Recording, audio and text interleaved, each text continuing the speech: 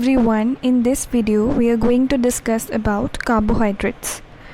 सबसे पहले हम इसका थोड़ा सा ओवरव्यू देख लेते हैं. कार्बोहाइड्रेट्स क्या होते हैं? तो carbohydrates are the most abundant biomolecules on earth and जो स्टोरेज मॉलिक्यूल्स होते हैं, carbohydrates are the storage molecules. Plants के अंदर as a starch and animals के अंदर ग्लाइकोजन की फॉर्म में प्रेजेंट होते हैं carbohydrates. So they act as a biofuel to provide energy. The most energy giving food is the carbohydrates. So carbohydrates की अगर आप definition देखो, so carbohydrates are the polyhydroxyaldehyde or ketone. Okay, so they are the polyhydroxyaldehyde or ketones. Now the classification of the carbohydrates. So classification, सबसे पहले हम carbohydrates की classification देखेंगे on the basis of the structural complexity. तो structural complexity का मतलब होता है कि कितनी जल्दी, on the basis of how quickly, कितनी जल्दी carbohydrates digest हो रहे हैं या absorb हो रहे हैं, उसके basis पे अगर हम classification करें तो हमारे पास दो टाइप के कार्बोहाइड्रेट्स आते हैं, simple carbohydrates and complex carbohydrate. तो सबसे पहले हम देखते हैं सिंपल कार्बोहाइड्रेट्स क्या होते हैं. सो सिंपल कार्बोहाइड्रेट्स में आपके पास मोनोसेकेराइड्स आते हैं. मोनोसेकेराइड्स, देखो मोनो का मतलब है, mono means single and saccharide means sugar, sugar unit. तो ऐसा कार्बोहाइड्रेट जिसमें केवल सिंगल शुगर की यूनिट हो उसको हम मोनोसेकेराइड बोलते हैं. Di means two, saccharide means sugar unit. तो जिसमें दो शुगर की यूनिट हो उसे हम डायसेकेराइड्स बोलते हैं, उस कार्बोहाइड्रेट को हम डायसेकेराइड बोलेंगे. मोनोसेकेराइड के अंदर आपके पास ग्लूकोज आता है, fructose and galactose. These are the examples of monosaccharides. Monosaccharides are the simple carbohydrates. ठीक है, सबसे ज़्यादा सिंपलेस्ट कार्बोहाइड्रेट्स होते हैं.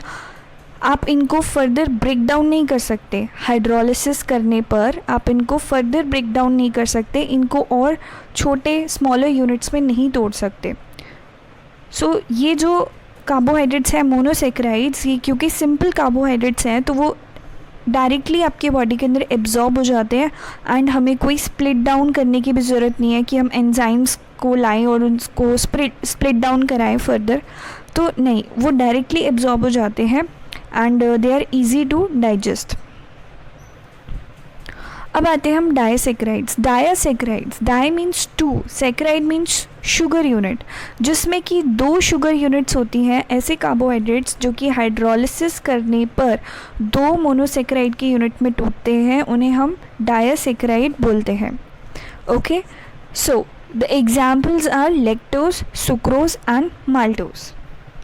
सो जस्ट सी, लैक्टोज का अगर आप हाइड्रोलिसिस करोगे, लैक्टोज का अगर हम हाइड्रोलिसिस करते हैं तो वो कौन सी दो मोनोसेकेराइड में टूटेगा. कौन सी दो monosaccharide? Glucose plus galactose, glucose plus galactose. Okay, so जब आप लैक्टोज का हाइड्रोलिसिस करोगे, lactose is the milk sugar, जो कि मिल्क के अंदर जो शुगर प्रेजेंट होती है दैट इज़ लैक्टोज. तो लैक्टोज का जब आप हाइड्रोलिसिस करोगे तो you will get glucose plus galactose. Sucrose का हाइड्रोलिसिस करोगे तो आपको मिलेगा ग्लूकोज प्लस फ्रक्टोज. और माल्टोज का अगर आप हाइड्रोलिसिस करते हो तो आपको मिलेगा 2 units of glucose, that is glucose plus glucose. Now complex carbohydrates. देखो अभी आपने सिंपल कार्बोहाइड्रेट्स के बारे में पढ़ा जिसमें मोनोसेकेराइड और डायसेकेराइड्स आते हैं. कॉम्प्लेक्स कार्बोहाइड्रेट का मतलब है दो से ज़्यादा जिसमें चेन्स होंगी. सो कॉम्प्लेक्स कार्बोहाइड्रेट का मतलब है जिसमें बहुत लंबी चेन होती है शुगर यूनिट्स की, बहुत सारी यूनिट्स जुड़ी होती हैं, उनको हम क्या बोलते हैं? पॉलीसेकेराइड्स बोलते हैं. सो हमारी बॉडी के अंदर दीज कॉम्प्लेक्स कार्बोहाइड्रेट्स आप इजीली उसको डाइजेस्ट नहीं कर सकते हो, इजीली उसको एब्जॉर्ब नहीं कर सकते हो. हमें क्या करना पड़ेगा? उन्हें पहले स्मॉलर यूनिट्स में तोड़ना पड़ेगा, पहले उनको मोनोसेकेराइड में तोड़ना पड़ेगा, तब जाके उनका डाइजेशन होगा. Okay, next classification is based on the chemical composition. Chemical composition के बेसिस पर आप कार्बोहाइड्रेट्स को कितने ग्रुप्स में डिवाइड कर सकते हो. तो अभी हमने किसके बेसिस पे पढ़ा था, कॉम्प्लेक्सिटी के बेसिस पे पढ़ा था कि simple carbohydrates and complex carbohydrates. अब हम केमिकल कॉम्पोजिशन के बेसिस पर कार्बोहाइड्रेट्स को 4 ग्रुप्स में कैटेगराइज कर सकते हैं. Monosaccharides, disaccharides, oligosaccharides and polysaccharides. So monosaccharides के अंदर mono means 1, saccharide means sugar molecule, sugar unit. Okay, तो जिसके अंदर सिर्फ एक शुगर यूनिट होती है उसे हम मोनोसेकेराइड्स बोलते हैं. And what are the examples of monosaccharides? That is glucose, fructose and galactose. Okay, so these are the monosaccharides. Disaccharides के अंदर, disaccharides means those carbohydrates which on hydrolysis they will give 2 units of monosaccharides are known as the disaccharides. And what are the examples of disaccharides? Sucrose, lactose and maltose. Oligosaccharides means which on hydrolysis, those carbohydrates which on hydrolysis will produce 2 to 10 sugar units, 2 to 10 monosaccharides. Okay, सो जो hydrolysis करने पर 2 से 10 monosaccharides में टूट जाते हैं उनको हम क्या बोलते हैं? Oligosaccharides. What are the examples? Raffinose and stachyose. Polysaccharides means जो कि 10 या 10 से ज़्यादा शुगर यूनिट्स जिनके अंदर होती हैं. तो एग्जाम्पल क्या है? Starch, glycogen and cellulose.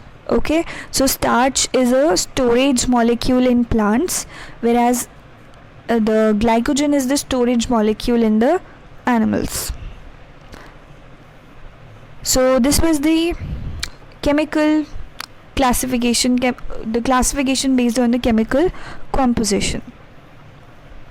Now let's come on to the reactions of carbohydrates.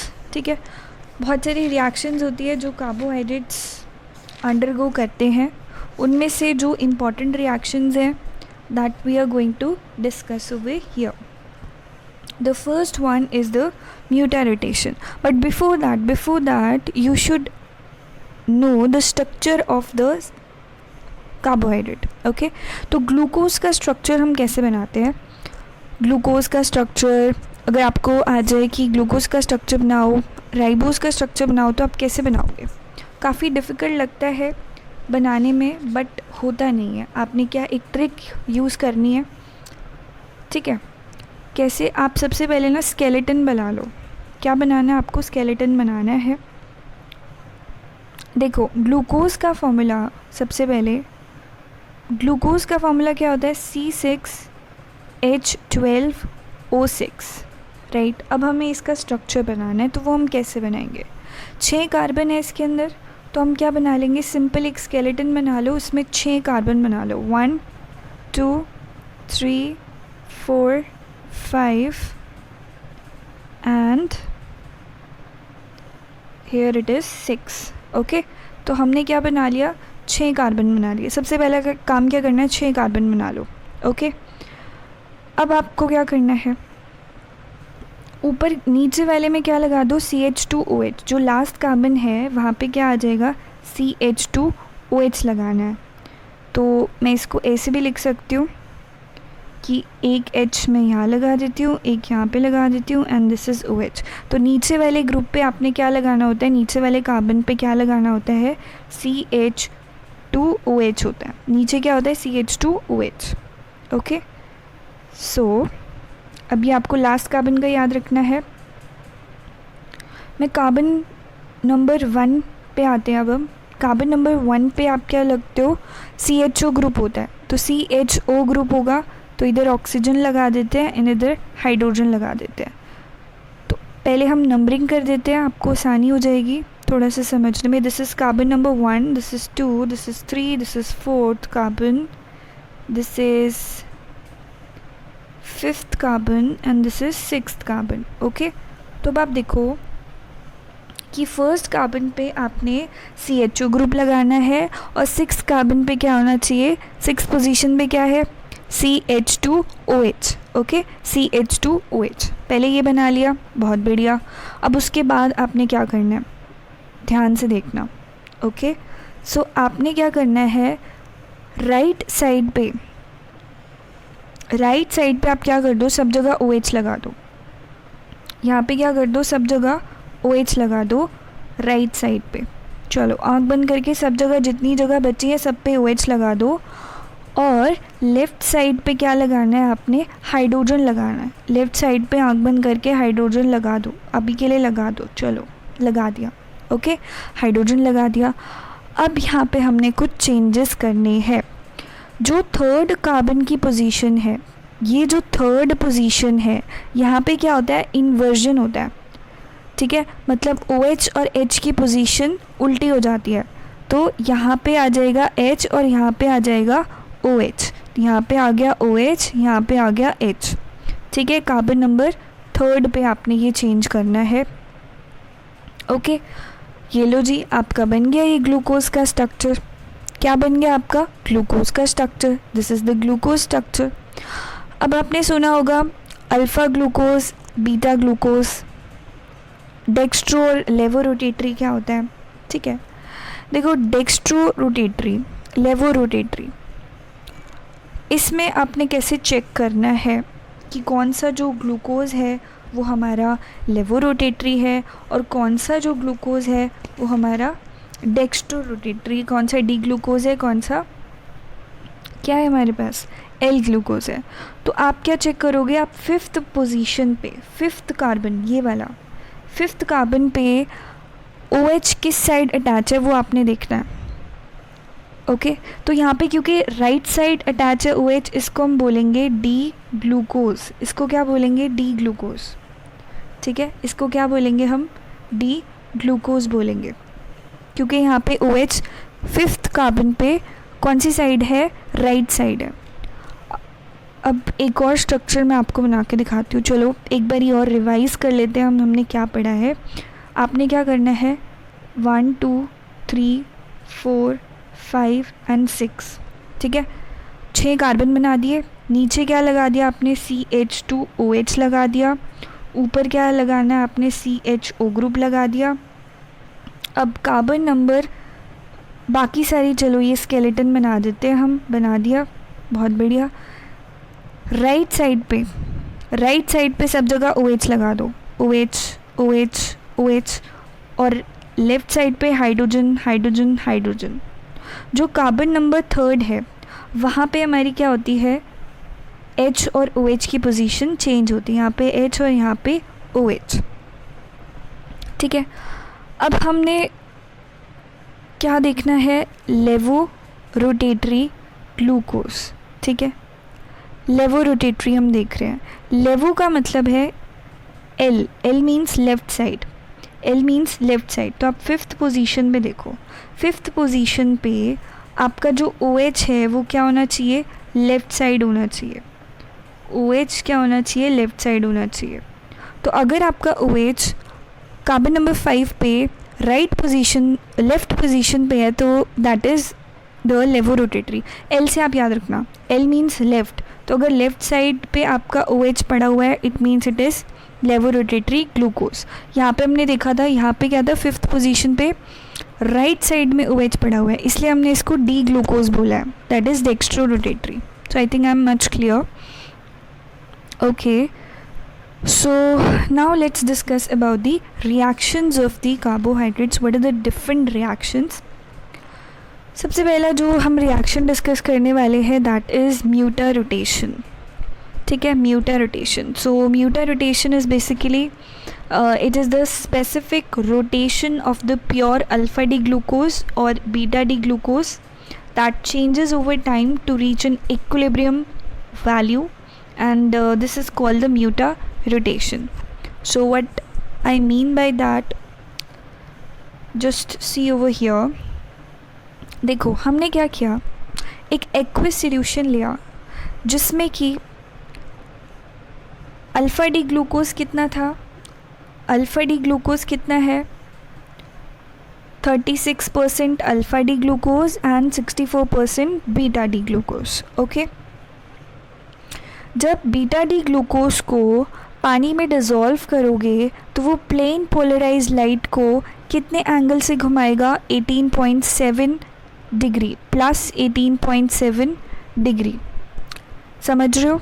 तो एक्वे सोल्यूशन लिया, उसमें अल्फ़ा डी ग्लूकोज की परसेंटेज कितनी ली? 36% अल्फ़ा डी ग्लूकोज लिया, 64% बीटा डी ग्लूकोज लिया। अब क्या करोगे?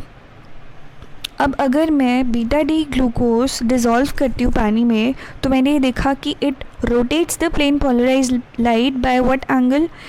18.7 डिग्री। ओके, जब मैंने अल्फ़ा डी ग्लूकोज को डिज़ोल्व किया पानी में, तो आई सॉ कि वो कितना एंगल से प्लेन पोलराइज्ड लाइट को, पीपीएल लाइट को रोटेट कर रहा था? प्लस 112 डिग्री से अल्फ़ा डी ग्लूकोज रोटेट कर रहा था। So what is alpha D here? Alpha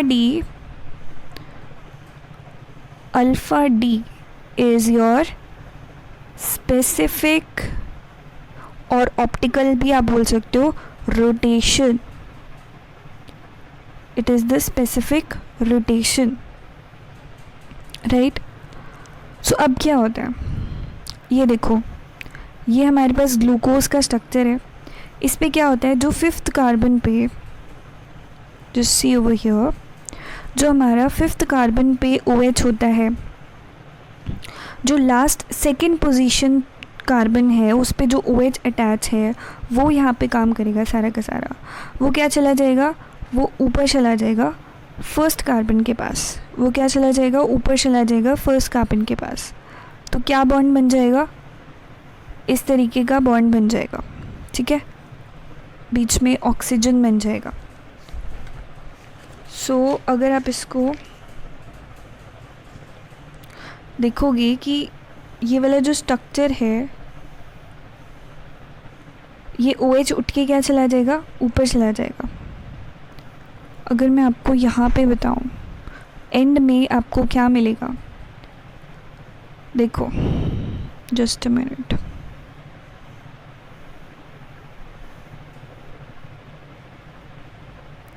okay, सो आपके पास क्या था? 1 2 3 4 5 and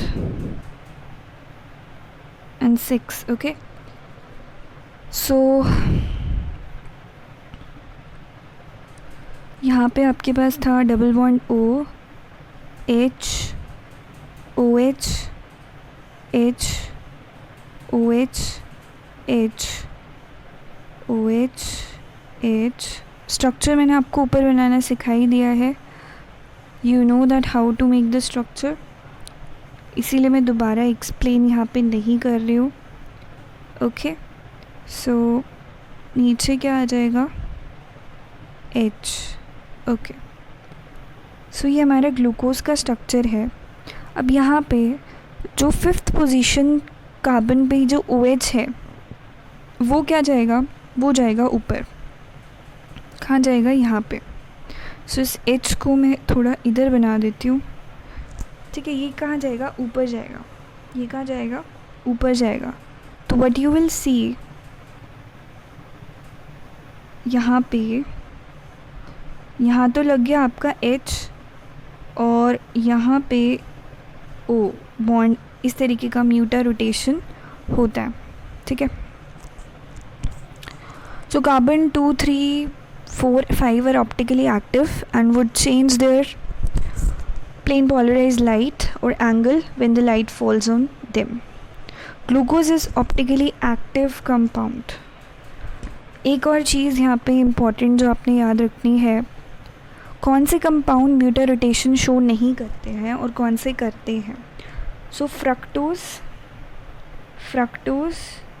and glucose show mutarotation. ये म्यूटा रोटेशन शो करेंगे क्योंकि इनके पास क्या होता है?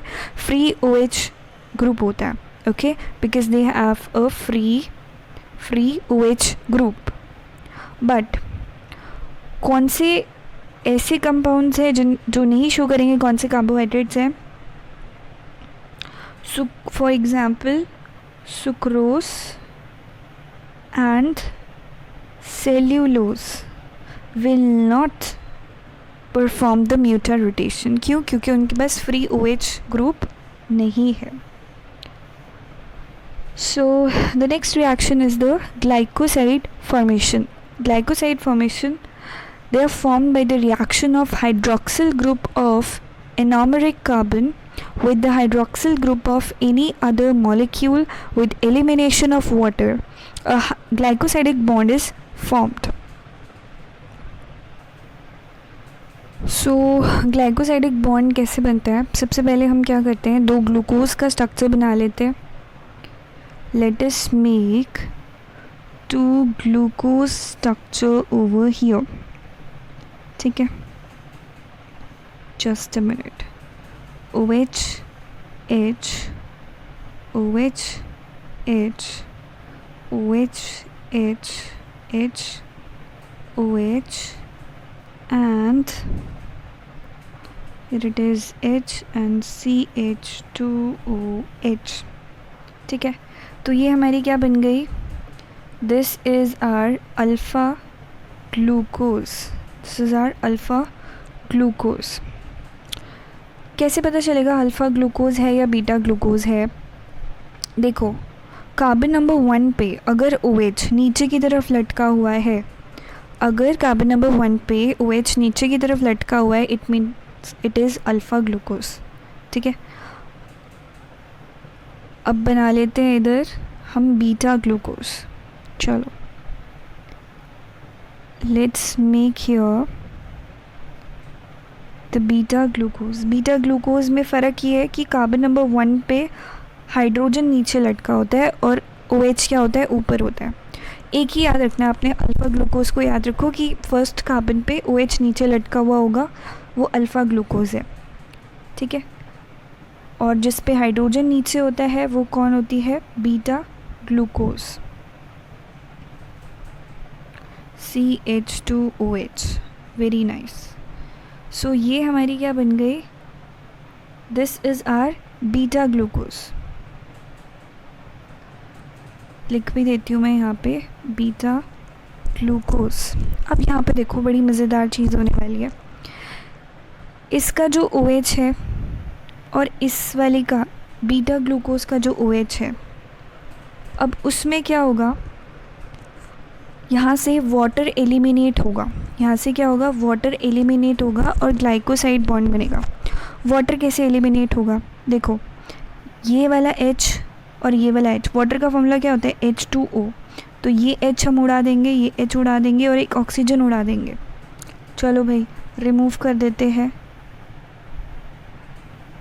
वाटर का एलिमिनेशन हो गया, तो आपके पास बीच में क्या बचेगा? खाली एक ऑक्सीजन बचेगा. And this bond is known as glycosidic bond. ठीक है, इसी को हम क्या बोलते हैं? ग्लाइकोसाइडिक बॉन्ड बोलते हैं. So this is known as the glycosidic bond, जिसमें कि हमने पानी का एलिमिनेशन करा है, वाटर का एलिमिनेशन हुआ है. ये देखो यहाँ पे, this is the glycosidic bond. Okay, so एक आता है आपका टॉलेंस रिएजेंट. क्या होता है? Tollens reagent is a test for reducing sugars. Reducing sugar के लिए टेस्ट होता है. रिड्यूसिंग शुगर कौन सी होती है? रिड्यूसिंग शुगर ऐसी कार्बोहाइड्रेट होती है जिसमें कि फ्री ग्रुप होते हैं. फ्री एसिटिल ग्रुप होगा. Okay, so those who are having the free ketonic और एल्डिहाइडिक ग्रुप, जिसमें फ्री कीटोन या फिर फ्री एल्डिहाइड ग्रुप होता है, वो क्या होती है आपकी? That is known as the reducing sugar. तो उसके लिए हम टेस्ट कर रहे हैं कि हमारी जो कार्बोहाइड्रेट है, क्या वो रिड्यूसिंग है या फिर वो नॉन रिड्यूसिंग है. ओके, सो इसमें हम क्या करते हैं, जो रिड्यूसिंग शुगर होती है, अगर आपने जो कार्बोहाइड्रेट लिया है वो रिड्यूसिंग होगा, तो you will see a silver ammonia complex. क्या यहाँ पे यूज़ होता है? Silver ammonia complex. और मान लीजिए आपने टेस्ट ट्यूब में, ये टेस्ट ट्यूब है, इसमें जो कार्बोहाइड्रेट था वो रिड्यूसिंग शुगर था, रिड्यूसिंग 1 था, तो उसमें क्या हो जाएगा? सिल्वर की डिपोजिशन आपको दिखाई देगी. ठीक है, सिल्वर की एक लेयर सी, पूरी जो टेस्ट ट्यूब की वॉल है उस पर आपको सिल्वर कलर की मिरर दिखाई देगी अगर रिड्यूसिंग शुगर प्रेजेंट है तो. Okay, so reducing sugar are those sugars which contain free ketonic और aldehydic group which reduce the filling solution and tolerance reagent. Next is epimerization. Next जो हमारे पास reaction है दैट इज़ एपीमेराइजेशन. एपीमेराइजेशन में हम क्या करते हैं, देखो एपीमेराइजेशन बेसिकली एक प्रोसेस है जिसमें हम एक एपिमर को दूसरे एपिमर में चेंज कर रहे हैं by switching the configuration at just one स्टीरियोएक्रो centre. सिर्फ एक सेंटर, एक कार्बन पे हम पोजीशन चेंज करेंगे एंड हमारा एक एपिमर दूसरे एपिमर में चेंज हो जाएगा. ये देखो, this is the example of, अगर आप डी ग्लिसरल्डिहाइड में NaCN डालोगे और HCl डालोगे तो आपको क्या मिलता है, you get two epimers D erythrose and D threose. D means dextro. So इसमें देखो इन दोनों में these both of these are the epimers, क्योंकि ये एक ही कार्बन पे इनकी पोजीशन क्या है, चेंज है. H और OH की पोजीशन चेंज है. ओनली ऑन जो हमारा हाईलाइटेड पोर्शन है वहाँ पे देखो, यहाँ पे OH की जगह H है और H की जगह OH है. Only at one carbon the position of the hydrogen and OH is changed. So epimerization is the process of conversion of one epimer into another by switching the configuration at just one stereoacro center. Okay, so and इससे क्या होता है, epimerization का फ़ायदा क्या होता है, it can modify the stability and it can modify the activity of drug. So this is the epimerization reaction. एक और एग्ज़ाम्पल मैं आपको बताती हूँ एपीमेराइजेशन का, that is simple example, very simple example. Okay, so CHO OH H CH2OH HOH. So this is the structure of L-thyrose. Okay, so this is the structure of L-thyrose. अब ये क्या है, it is the epimer. किसका epimer है ये, लेवोइराइथ्रोज का. सो लेवोइराइथ्रोज में क्या होता है, CHO इज सेम, नीचे वाला भी सेम है CH2OH, ये भी सेम है OH और H, but only at this position, इस वाले कार्बन के ऊपर आपकी जो पोजीशन है H और OH की वो डिफरेंट होगी. यहाँ पे देखो ये OH इस साइड है और यहाँ पे OH इस साइड है. Only at one स्टीरियोएक्रो centre the position is changed. So this is the structure of levoerythrose. Okay, so the next reaction of carbohydrate is the polarimetry. Polarimetry क्या होता है, बेसिकली आप ऑप्टिकल एक्टिविटी मेजर कर रहे हो molecule की plane polarise light को use करके. ठीक है, measurement of optical activity is done by the instrument जिसको हम पोलरीमीटर बोलते हैं. एंड इससे आप क्या पता लगा सकते हो, to determine the sucrose content of pure sucrose solution and of the intermediate liquid sugar. मान लो आपके पास एक बीकर है, ठीक है, एक बीकर है, उसमें शुगर सोल्यूशन है, सुक्रोज का सोल्यूशन है. अब मुझे ये पता करना है इसमें सुक्रोज जो है, प्योर सुक्रोज कितना है. तो उसके लिए मैं क्या करूँगी, इसमें से प्लेन पोलराइज लाइट को पास करूँगी एंड उसकी जो डेविएशन है वो मैं मेजर करूँगी कि उसका रोटेशन कैसे हो रहा है, उसको मेजर करूँगी with the help of the polarimeter. Okay, so ये क्या करता है, पोलरीमीटर बेसिकली मेजर करेगा प्लेन पोलराइज लाइट की रोटेशन को जब वो ऑप्टिकली एक्टिव फ्लूइड में से पास करेगी. सो ये जो रोटेशन आपने मेजर करी है, फिर उससे हम कैलकुलेट करेंगे कि सॉल्यूशन के अंदर कितना कंसंट्रेशन है शुगर का. Now some functions of the monosaccharides. Monosaccharides का फॉर्मूला हमें पता है, ग्लूकोज वगैरह हमने कर लिया उसमें. तो glucose is a very high energy source. ठीक है, आपको एनर्जी प्रोवाइड करता है ग्लूकोज ऑर्गेनिजम्स के अंदर. Xylose found in plant cells, and ये क्या बनाता है, वुडी मटेरियल बनाता है.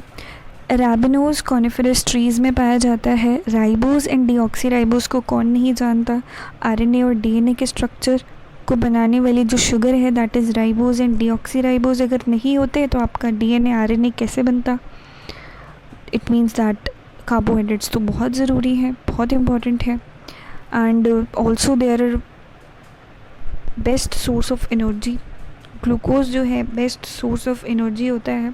प्लांट्स के अंदर glucose is stored in the form of starch. Starch की लंबी लंबी चेन्स होती हैं. ग्लूकोज की जो यूनिट्स होती है ना प्लांट्स के अंदर, ग्लूकोज की यूनिट्स ही मिलकर स्टार्च बनाती हैं. ठीक है, एनिमल्स में glucose is store the chain of the glucose. Glucose की चेन होती है और वो क्या बनाती है, ग्लाइकोजन बनाती है. सो इम्पॉर्टेंट डायसेक्राइड्स की अगर हम बात करें तो सुक्रोज क्या है, that is the sucrose is the table sugar. Table sugar मतलब जो आप घरों में शुगर यूज़ करते हो, दैट इज़ सुक्रोज. तो एज ए स्वीटनर की तरह हम उसको यूज़ करते हैं घरों में. And people with congenital sucrase isomaltase deficiency जिनके अंदर होती है, वो सुक्रोज इंटॉलरेंट होते हैं. उनको ज़रा से भी सुक्रोज दोगे उनको प्रॉब्लम हो जाती है, उसको डाइजेस्ट ही नहीं कर पाएंगे क्योंकि उनके पास एंजाइम सुक्रोज आइसोमाल्टेज नहीं है. Next disaccharide is maltose. Maltose को हम माल्ट शुगर भी बोलते हैं और ये किससे मिलके बना होता है, दो ग्लूकोज के मॉलिक्यूल से मिलके बना होता है. Malt is formed when grains soften and grow in water and it's a component of beer बनाने के अंदर. ठीक है, वाइन बियर बनाने के अंदर हम क्या करते हैं, यूज़ करते हैं किसको, माल्टोज को. Okay, so in plants maltose is formed when starch is broken down for food and it is used by the germinating seeds in order to grow. lactose क्या होता है, मिल्क शुगर जो कि आपके मिल्क के अंदर present होती है. so lactose is very important, it is present in milk के अंदर प्रेजेंट होती है, आपको न्यूट्रिशन प्रोवाइड करती है. ओके, एंड जो न्यूबॉर्न बेबीज़ होते हैं उनको तो बहुत ज़रूरी है. Next is ट्रेहेलोज. ट्रेहेलोज भी दो शुगर दो ग्लूकोज की मॉलिक्यूल से मिलके बनी होती है, but molecules are link differently as compared to the maltose. तो ये कहाँ पे मिलती है, प्लांट्स फंगी में मिलती है, इंसेक्ट्स के अंदर मिलती है. और जो ब्लड शुगर है ये इंसेक्ट्स की, लाइक बीज, ग्रास हॉपर्स एंड बटरफ्लाइज, वहाँ पे ब्लड शुगर है ये उनके ब्लड में प्रेजेंट होती है, ट्रेहेलोज. and they use it as effective storage molecule that provide rapid energy for flight when broken down. जब टूटती है तो उन्हें एनर्जी मिलती है इंसेक्ट्स को. Next is lactulose, formed from fructose plus galactose. Fructose और गिलेक्टोज से मिलके बनी होती है. एंड कॉन्स्टिपेशन सही करने के लिए, लिवर के डिजीज़ सही करने के लिए आप इसको यूज़ कर सकते हो. एंड अगर आपकी स्मॉल इंटेस्टाइन के अंदर ओवर ग्रोथ हो गया बैक्टीरिया की, उसको चेक करने के लिए भी हम लेक्ट्यूलोज को यूज़ करते हैं. Cellobiose, it is also made from 2 glucose molecules. इसको बैक्टीरियोलॉजी में हम यूज़ करते हैं to study the bacteria. Next is chitobiose. It also consist of 2 linked glucosamine molecules. Bacteria के अंदर मिलता है आपको और इसको बायोकेमिस्ट्री रिसर्च में यूज़ करते हैं to study the enzyme activity. Chitin हमें पता है फंगी की जो सेल वॉल होती है वो काइटिन की बनी होती है, तो वहाँ पे ये हमें कार्बोहाइड्रेट मिलता है. And it is also found in the exoskeleton of insects, arthropods and found in fishes and like octopus also this sugar is present. Now let's have a look on the polysaccharides. Polysaccharides means long chain of carbohydrates. बहुत सारी sugar की units मिल करके 10 से ज़्यादा sugar units मिल करके एक polysaccharide को बनाती है. ठीक है, ये कॉम्प्लेक्स कार्बोहाइड्रेट्स होते हैं. Polysaccharides are the complex carbohydrates. What are the properties of the polysaccharides? They are high molecular weight. Obviously वो इतनी लंबी चेन है कार्बोहाइड्रेट की, तो वो बहुत ज़्यादा molecular weight की होती है. They are not water soluble. Water insoluble होते हैं, क्रिस्टलाइन नहीं होते, स्वीट भी नहीं होते, and they form a colloidal suspension instead of solution. And hydrogen to oxygen ratio is 2:1. 2 type के आपके पास पॉलीसेक्राइड्स होते हैं. होमोपॉलीसेक्राइड्स का मतलब है जो सेम मोनोसेक्राइड के यूनिट से मिलके बने हो, जो सेम मोनोसेक्राइड के यूनिट से मिलके बने हो, जैसे स्टार्च, सेलुलोज और ग्लाइकोजन. ठीक है, जिसमें कि ग्लाइकोजन और स्टार्च क्या है आपका, they are the storage saccharides. ठीक है, जो कि स्टोरेज के काम आते हैं. किसके काम आते हैं? स्टोरेज के काम आते हैं. एंड जो सेलुलोज है that is the structural polysaccharide, जो आपके प्लांट के स्ट्रक्चर बनाने में काम आता है. हेट्रोपॉलीसेक्राइड मीन्स जो कि एक या एक से ज़्यादा डिफरेंट मोनोसेक्राइड यूनिट से मिलके बना हो, जैसे pectin, hemicellulose and gums. Now firstly let's talk about the starch. Starch क्या होता है? ये देखो स्टार्च का स्ट्रक्चर. स्टार्च जो होता है वो किससे मिलके बना होता है? ग्लूकोज की यूनिट से मिलके बना होता है. ठीक है, ग्लूकोज की यूनिट्स मिलकर स्टार्च को बनाती है. 2 टाइप के स्टार्च मिलते हैं आपको. One is amylose, another one is amylopectin. दोनों ही अल्फ़ा ग्लूकोज से मिलके बने होते हैं. सबसे पहले अमाइलोज के बारे में देखो. अमाइलोज क्या होता है? लीनियर होता है, ब्रांच्ड नहीं होता है, ये अनब्रांच्ड होता है. एंड जो ग्लाइकोसाइडिक बॉन्ड है वो कौन सी पोजीशन के बीच में होगा? Glycosidic bond is between the 1 and the 4th carbon atom के बीच में यहाँ पे होता है. ओके, सो ये देखो, ये 1st कार्बन है और ये 4th कार्बन है, तो 1 और 4 कार्बन के बीच में बॉन्ड होता है. Again this is 1 carbon, this is 4th position carbon, तो इनके बीच में क्या होता है? ग्लाइकोसाइडिक बॉन्ड होता है. Next one is amylopectin. Amylopectin क्या होता है? ब्रांच्ड है, ब्रांच्ड पॉलीमर है. ये भी अल्फ़ा ग्लूकोज से मिलके बना होता है, but it is branched. Okay, next one is glycogen. Glycogen में एनिमल्स के अंदर जो स्टोरेज मॉलिक्यूल है that is glycogen. So animal store excess glucose by polymerizing it in the form of glycogen. Animals के अंदर ग्लूकोज किस form में store होता है? ग्लाइकोजन के स्टोर में. So the structure of glycogen is similar to that of the amylopectin. किससे similar है? अमाइलोपेक्टिन से सिमिलर है. और अमाइलोपेक्टिन क्या था? ब्रांच्ड पॉलीमर था. ठीक है, ग्लाइकोजन को ब्रेक डाउन कर देते हैं हम, ग्लूकोज में कन्वर्ट कर देते हैं. उस प्रोसेस को हम ग्लाइकोजीनोलिसिस बोलते हैं. So the liver and skeleton muscle are major depots of glycogen. कहाँ पे मेजरली होता है? लिवर और स्केलेटन मसल के अंदर होता है, स्केलेटन मसल्स के अंदर होता है. अगर आप इंटेंस एक्सरसाइज करते हो, बहुत ज़्यादा एक्सरसाइज करते हो या बहुत ज़्यादा कार्बोहाइड्रेट की डाइट लेते हो, ठीक है, तो आपकी मसल्स के अंदर ग्लाइकोजन बढ़ जाता है. And thus it may help the marathoners जो होते हैं, they work on their muscle longer and harder otherwise. तो उनको काफ़ी फ़ायदा हो जाता है, क्योंकि मैराथनर्स को क्या चाहिए? ज़्यादा एनर्जी चाहिए ना भागने के लिए. They need very much energy. तो उनके पास अगर रिज़र्व होगा ग्लाइकोजन का तो ब्रेक करके उनको एनर्जी मिल सकती है. Next one is the cellulose.